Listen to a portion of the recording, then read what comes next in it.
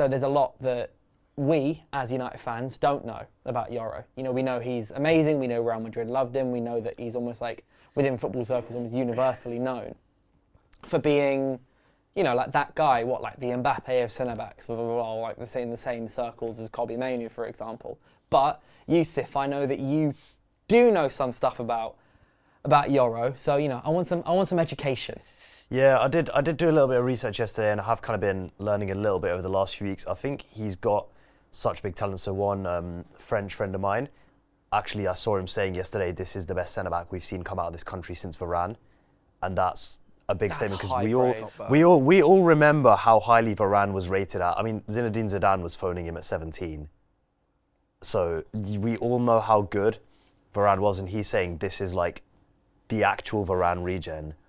So I think that's a high praise. I did a little bit of watching yesterday, and I picked up a few things on him. So one of the first things I picked up about him, he's very tall, but you notice his limbs. So you know how some players, they're tall, but you don't really notice their length really. Like Marcus Rashford, for example, he's 6'2", but you never think Marcus Rashford's 6'2". Leny Yoro, you notice just how long he is because he uses his length so well when he's defending. Like he'll really, you almost how like AWB does. Yeah, I've seen a lot of comparisons between that. It really sticks his legs out, wraps him in to get the ball, and Yoro does a bit of that as well, although he's not as likely to kind of go to ground as Wan-Bissaka is. He'll use his arms quite well. He'll keep you away from the ball, and that's a really valuable thing. There's this one clip from when he played PSG and Mbappe took a really deft little touch around the corner, and most defenders in that situation, Mbappe's away, he's past you. Yoro just gets himself between Mbappe and the ball, and Mbappe just can't get round him.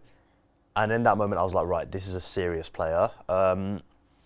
I'll start with the development points as well, though, because he's not just this perfect centre-back. As much as certain Twitter accounts are going to tell you this is the best defender we've ever seen come through, his profile, Van Dijk, or studs on the ball, all of that.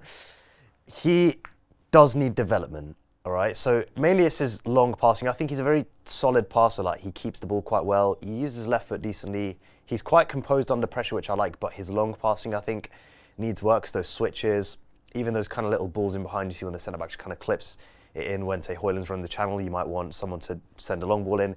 His range passing does need a bit of work, and I mean, he's 18, it'll come with time, but he is mainly like a kind of short to mid-range passer for now.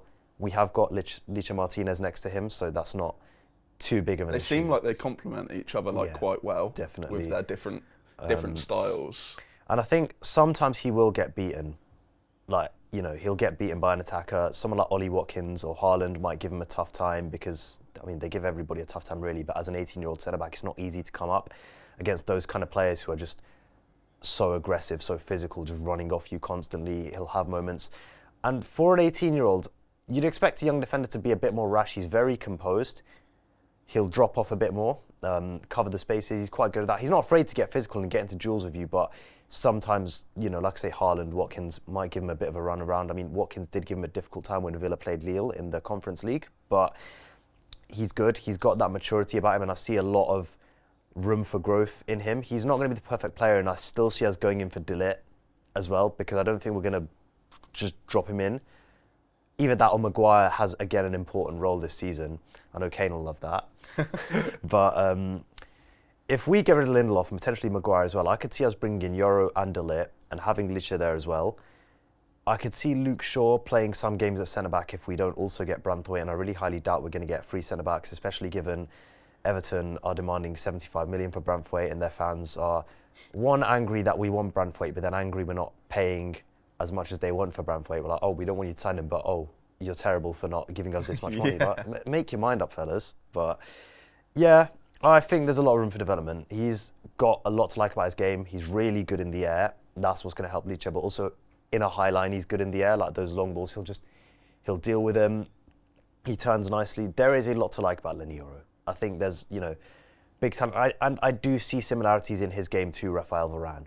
Yeah, so that is something that obviously has been said a lot, and it's something that we've spoken about before on this podcast, is that it's not just necessarily his height or whatever that, like, or his speed that's similar to Varane, but also kind of like his play style and the fact that he's fairly two-footed. But Varane wasn't one, I believe, like as far as I remember, to spray long balls in the same way that like Lisandro Martinez does. And Yoro has seen a lot of compliments about his passing range, but like, he's one of the only players in Europe who like can maintain a 90+ passing accuracy while also winning 70% of his duels or something like that.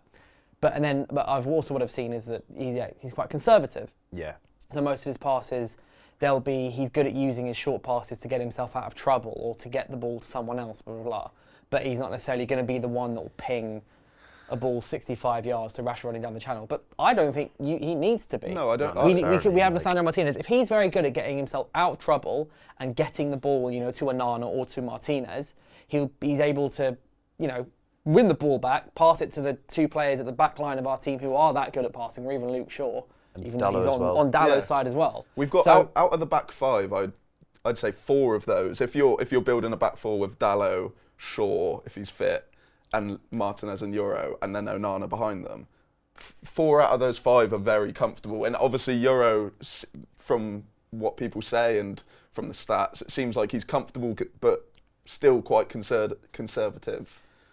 If you've got enough players to kind of hide that. It was similar with Varane, because a lot of people said that you needed someone with way better ball playing skills because Varane kept it quite simple at times. The thing is, but you don't need that with every player. I wouldn't even necessarily say he's conservative, to be honest. I think that some people see he's not great at switching the ball or whatever, and they say he's conservative, but actually he's a pretty decent forward passer. I saw this with Varane a lot as well. Varane actually broke lines quite well at times. Like I don't know if you guys noticed this a lot. Quite a lot of times you'd think he's on his left foot, you'd think he's going to pass to Licha, but he actually just splits a line straight on the ground.